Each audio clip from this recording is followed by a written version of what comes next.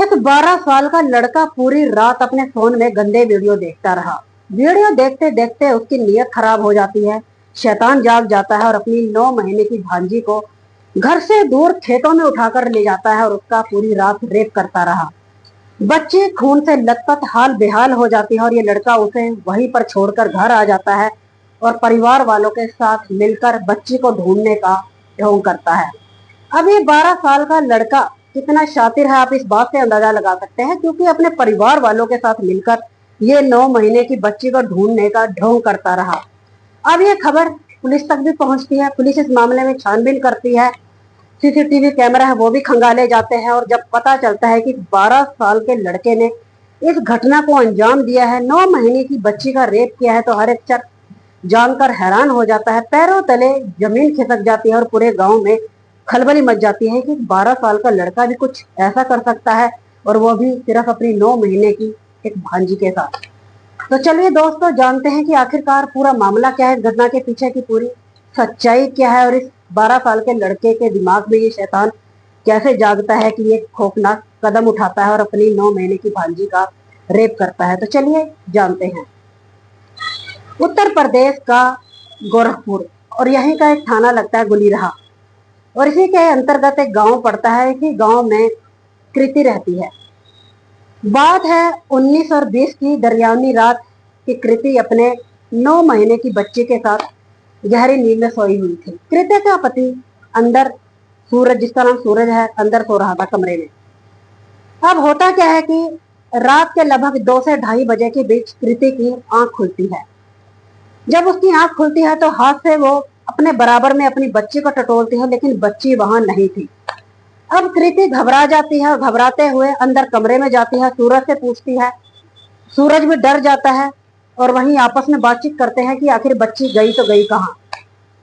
अब बच्ची को तलाशा जाता है। पति पत्नी ये भी सोचते हैं कि कहीं कोई जानवर तो नहीं उठाकर ले गया, कोई बंदर, कुत्ता, बिल्ली, लेकिन कुछ भी ऐसा नहीं लग रहा था कि कोई जानवर उठाकर ले गया है, क्योंकि बिस्तर ज्यों के त्यों बिछे हुए थे, कोई सिलवट भी नजर नहीं आ रही थी।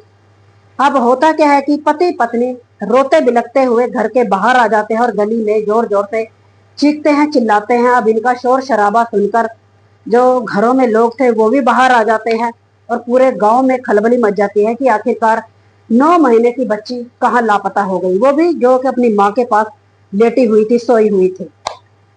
अब ये खबर पुलिस तक भी पहुंचती है। पुलिस भी गांव में पहुंच जाती है टीम के साथ। अब आसपास के जितने सीसीटीवी कैमरा है उन्हें खंगाला जाता है और वहीं जो कृति का परिवार है उनसे पूछा जाता है कि परिवार में आखिरकार है कौन कौन।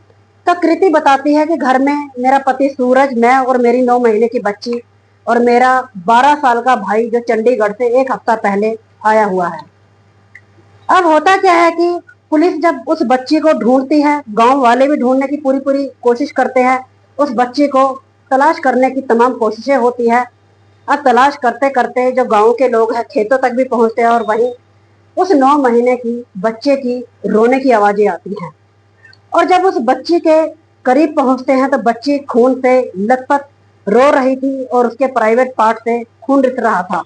आनन फानन में इस बच्ची को हॉस्पिटल ले जाया जाता है। डॉक्टर जांच करते हैं और बताते हैं, इस बात की पुष्टि करते हैं कि इस बच्ची का रेप हुआ है और प्राइवेट पार्ट काफी हद तक डैमेज हो चुका है और ब्लीडिंग भी काफी हद तक हो चुकी है। अब पुलिस करती क्या है कि फिर से गांव में हर एक शख्स से पूछताछ करती है, घर में भी पूछताछ करती है, और वहीं जो शक की सुई है घूम फिर कर उस 12 साल के लड़के के ऊपर जा रही थी। अब होता क्या है कि जितने भी आसपास के सीसीटीवी कैमरा है उन्हें फिर से खंगाला जाता है तो उसमें एक लड़के की तस्वीर धुंधली नजर आ रही थी। और वहीं जो लड़का है देखने में लगभग उसकी उम्र यही लग रही थी, 12 से 13 साल, और उसके हाथ में एक कुछ नजर भी आ रहा था।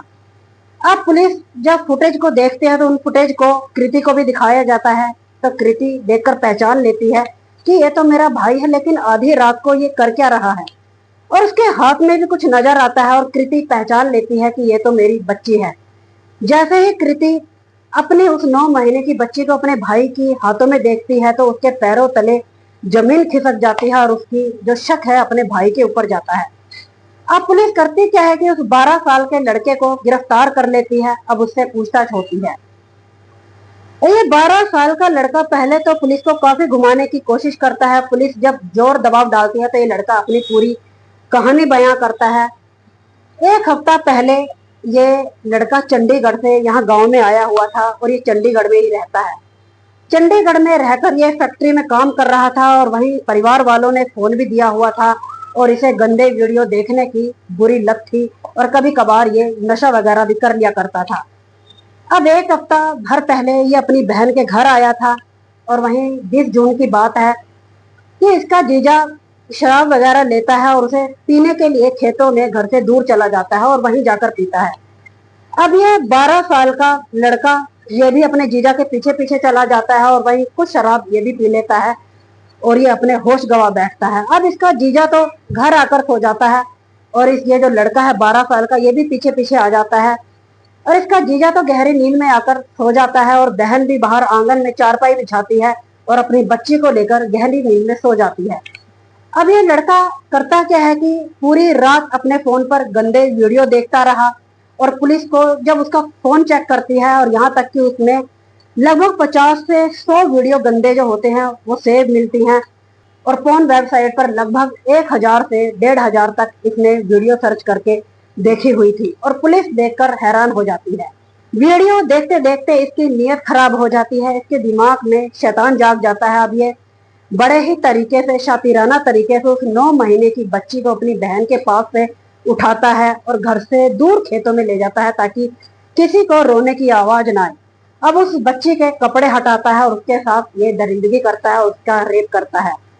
पुलिस जब इस पूरी कहानी को पूरी बात को सुनती है सुनकर हैरान हो जाती है, पैरों तले जमीन खिसक जाती है। दोस्तों आप ये घटना सुन रहे हैं और जिसने इस घटना को जाना सुना किसी को भी अपने कानों पर विश्वास नहीं हुआ कि ये 12 साल का लड़का भी कुछ ऐसा कर सकता है और आपको भी यकीन नहीं होगा। आप इस घटना को सुन रहे हैं इसलिए मैंने स्क्रीन पर न्यूज के स्क्रीनशॉट लगा दिए हैं और आप गूगल पे सर्च करके भी देख सकते हैं। तो दोस्तों फिलहाल ये जो लड़का है पुलिस की गिरफ्त में है और वहीं सुप्रीम कोर्ट के एक वकील है उनका यही कहना है इस लड़के ने गलत किया है लेकिन इस पर कोई क्रिमिनल मामला नहीं होगा। कुछ वक्त इसे सुधार गृह भेजा जाएगा और उसके बाद आम लोगों में भेज दिया जाएगा। आपको ये जानकारी कैसी लगी या फिर आप इस लड़के के बारे में क्या कहना चाहते हैं या फिर इस घटना के बारे में क्या कहना चाहते हैं कमेंट सेक्शन में जरूर बताइएगा। मिलते हैं किसी और नई वीडियो में, तब तक के लिए अपना को ख्याल रखें, सुरक्षित रहें।